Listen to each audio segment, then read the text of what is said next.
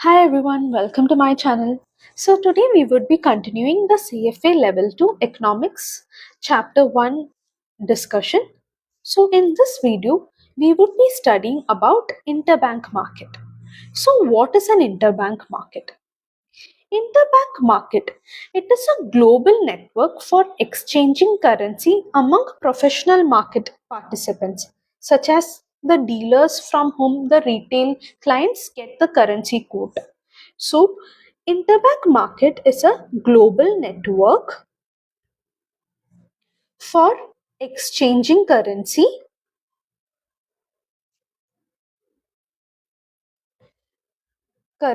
among the professional market participants. So, such as dealers with whom the retail clients deal with,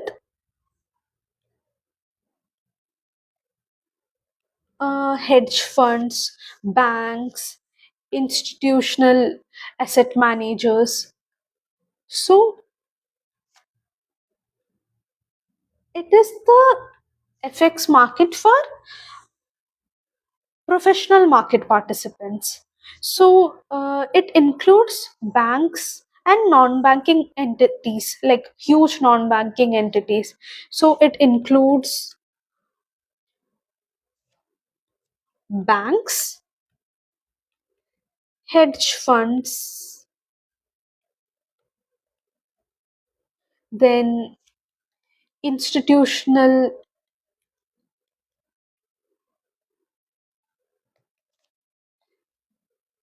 asset managers,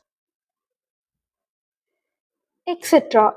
So the big, huge players.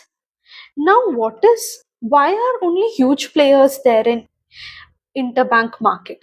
The reason is the transaction size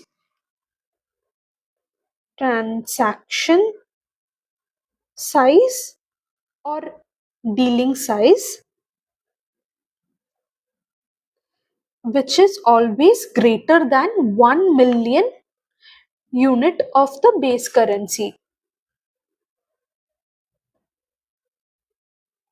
So that's why, since the transaction amount is really high, that's why these players can go to the interbank market and get a better quote for themselves compared to retail customers, just like how a wholesale and retail purchase works. So why do dealers require interbank market? So interbank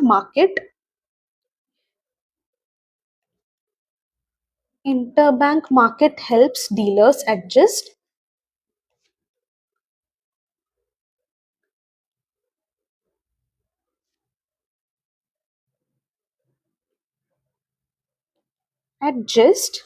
their inventories,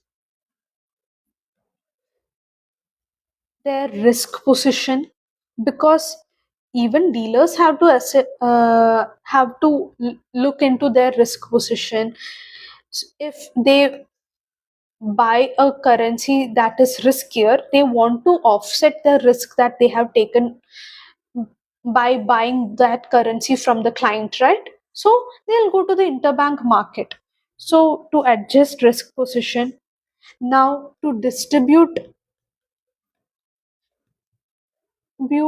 foreign currency to clients who require it. Now, if we go to dealer asking for a foreign currency, they need to have it. From where will they get it? They'll get it from the interbank market, who require it, and transfer FX risk to market participants who are willing to bear it.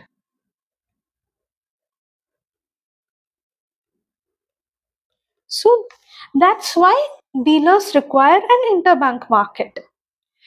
Now we will study a new concept, like not a new concept, but in CFA level 2, as we are starting economics, we are just having a recap of what we already studied. So a new point is I wrote it down. We would be studying what is percentage in point. Percentage in points. That is PIP. So it is the, like, most currency pairs are quoted to 4 decimal places. Most currency pairs are quoted to 4 decimal places.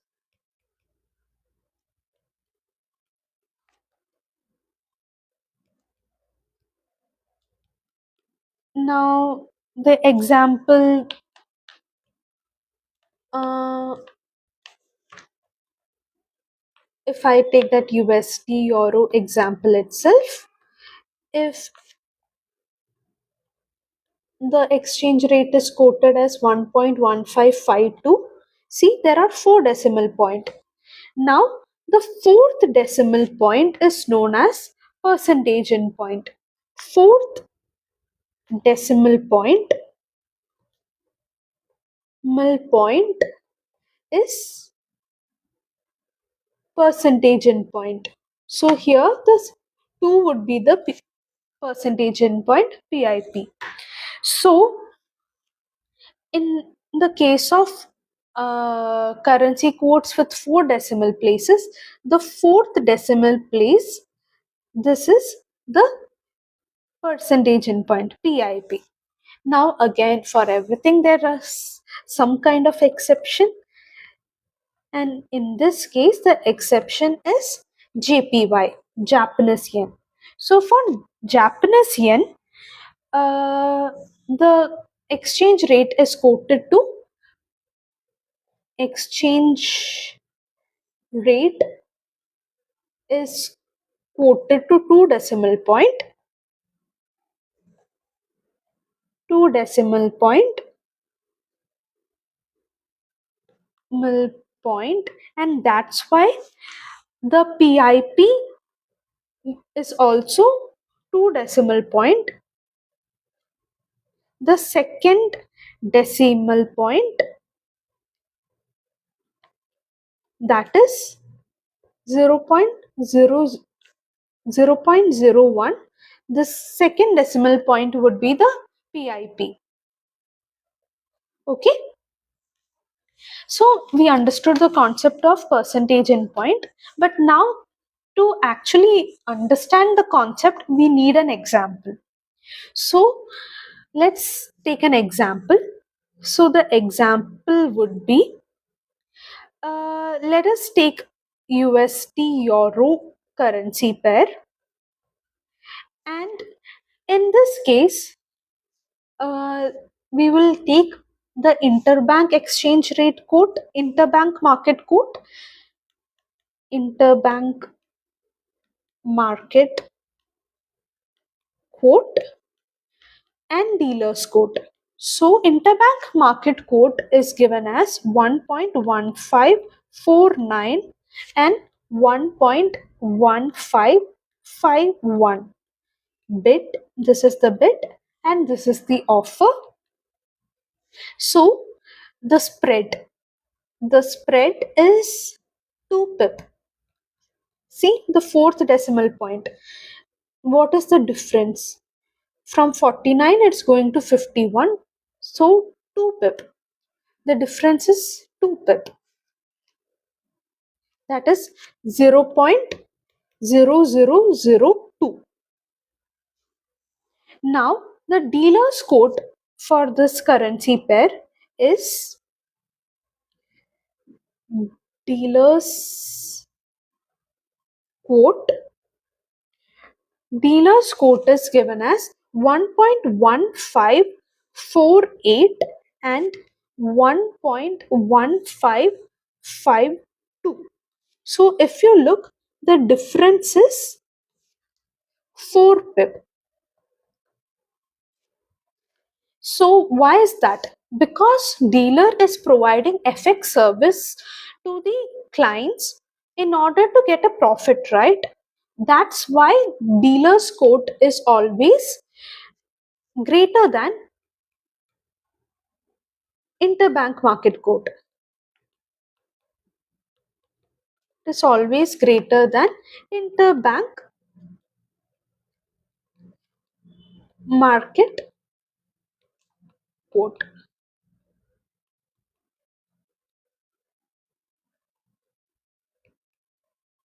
Dealer's quote spread is always wider than interbank market quote spread.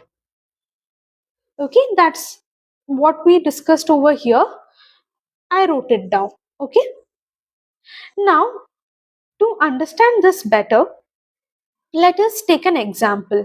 So this is itself an example. So in this case, client is going and there is a retail client. Retail client hits the bid. Retail client hits the bid. So in this case, what will happen? Since the retail client hits the bid, it means that dealer is buying €1 from the client. So dealer buys like dealer is buying each euro for 1.1548 USD. So dealer buys each unit of euro for 1.1548, that is the dealer's quote, 48 USD. Now what has happened? Dealer has bought euro from client. Now dealer wants to get rid of the excess euro that the dealer has. So now what will dealer do? Dealer will go to interbank market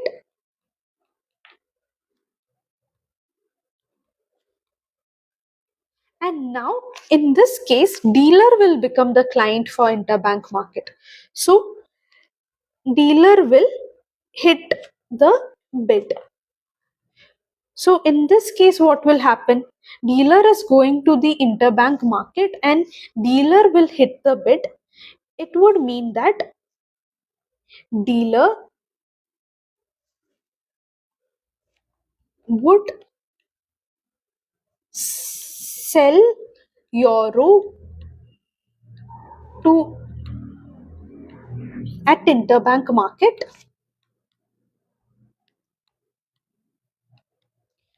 for what price? So here dealer is the client. So what will happen? Dealer, the interbank market would buy euro for 1.1549 USD. So in this case, dealer would sell euro at interbank market for 1.1549 USD. So if you look, dealer bought euro for 1.1548 USD and sells euro for 1.1549 USD. So in this case, and make a profit,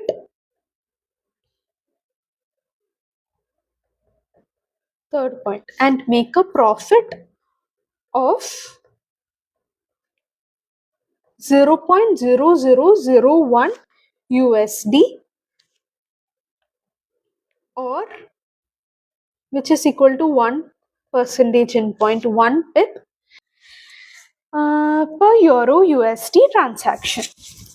Again, so this is for each unit. So if the transaction is if we make it to 1 million, so if 1 million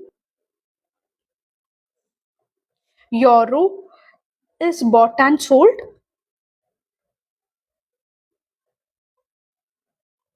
then the profit would be equal to 0.0001 into 1 million, which would be equal to 100 USD profit. So this would be equal to 100 USD profit for the dealer by buying euro from client and selling euro at the interbank market. So each transaction in this case will make a profit of 1 pip and give a 100 USD profit. Now in this case, we saw how dealer made 100 USD profit. Similarly, if the client paid the offer, if client paid the offer, what will happen? If client paid the offer, we'll go to the quote. So if client paid the offer, that means that client is buying euro from dealer. So for dealer to provide euro to client, dealer would first require the euro. So dealer will go to the interbank market. Dealer will give 1.1551 USD for each euro bought, and then client will give 1.1552 USD for each euro bought from the dealer. So in this case, dealer buys euro for 1.1551 USD and dealer sells euro for 1.1552 USD. So with this difference, again dealer makes a 1 pip profit. 1.5552 minus 1.1552 minus 1.1551 equal to 0.0001, which is equal to 1 pip profit. So similarly, if client paid the offer, dealer would make a 1 pip profit from the transaction for each euro transaction. So that's all for this video. In the next video, we would be understanding what are the factors that affect the spread between bid and offer price. Thank you.